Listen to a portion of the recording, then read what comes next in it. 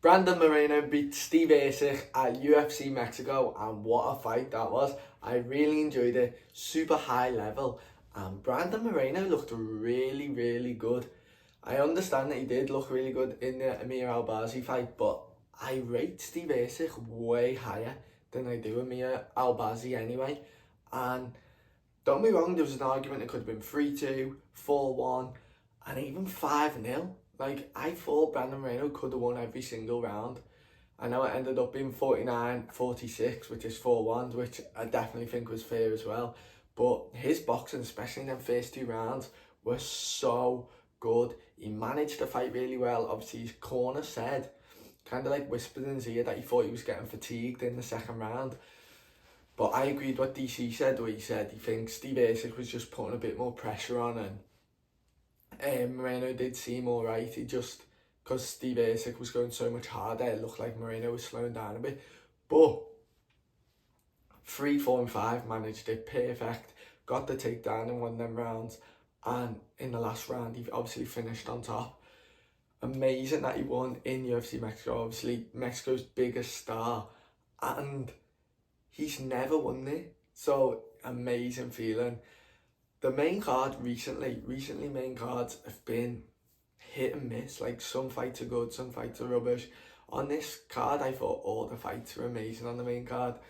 Really good card, and the Mexican crowd was amazing. I made up they are going to Guadalajara in for UFC Noche, and obviously Brandon Moreno said he wants it to be a pay-per-view, which therefore does mean he wants to fight for a title against Pantoja, or maybe he might just want to be like the co-main event, and then he put like a huge name on the main event. So maybe if like Diego Lopez wins at UFC 314 against Volkanovski, and he can defend his title there, which would be amazing too.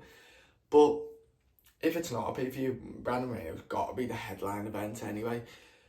So good. That first round I want to talk about though, came out, he's got that super high guard where he tucks into his shoulders, and his chin's almost hidden fully, and he was landing that right hand 4 different times. He landed it perfect and clean. Fair play to Steve Asic for not getting dropped and staying in the fight.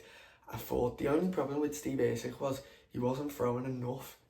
And I agreed with everything that his corner and the commentators were saying, where he has the reads on Brandon Moreno, but he's just not doing enough.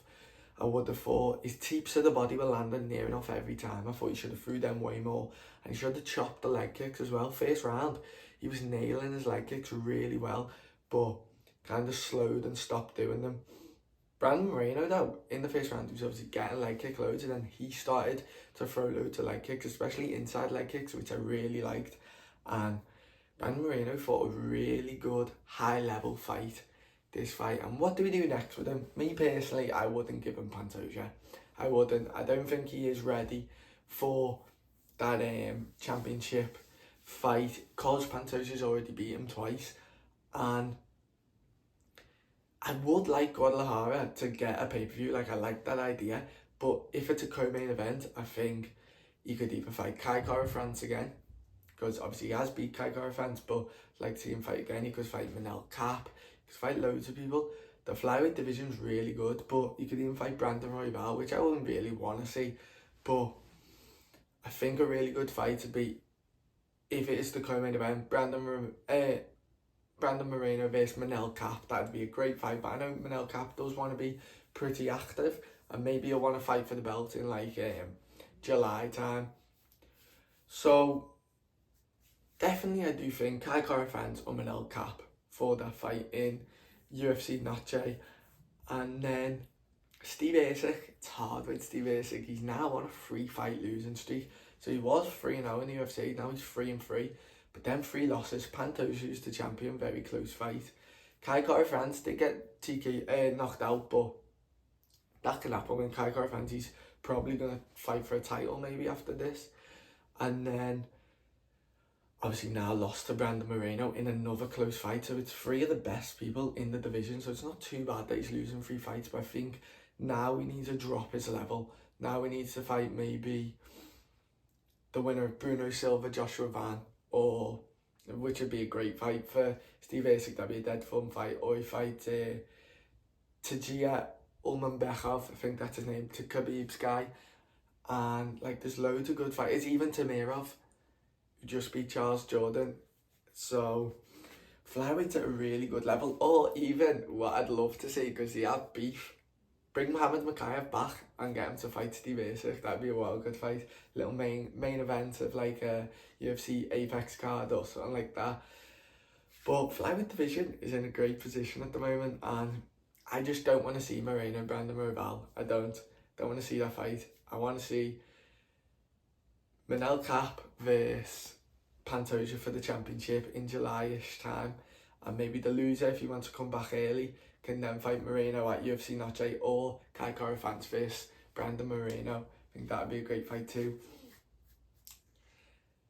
Other fight on the card, Manel Torres, who I was really impressed by in the co-main event. He looks the real deal, knocking out Judoba, and a nasty finish that was. That was a horrible watch. Obviously got 15 unanswered shots to Judoba while he was on the floor, and I kind of think the first one was, it kind of looked like it was the back of the head as well. So scary time, especially when he's get back up and thinks he's still fighting when he's completely knocked out, which was mad. But Manel Torres definitely deserves a top 15 opponent now. Maybe the winner of Saint Denis versus Joel Alves next, because obviously that's coming up in May. Or there's loads of fights you can do in the lightweight division. Against Rufi, it'd be a good fight, and so exciting for all the divisions in, especially the lower divisions in the UFC. There's so many exciting fights you can make at the top end. I'd love to see Manel Torres versus Rafael Fiziev too. That'd be a sick fight. But I think the best moment of the whole card was Chaev when he won, and he's crying his eyes out, and then he talks about his granddad selling his truck so he could get the surgery. And now I hope he gets the 50k bonus for that as well, and Manel Torres should get the 50k bonus. So really good main card, and great little fight for the main event. Let me know what you think. Who do you think Brandon Moreno should fight next? And I will see you later.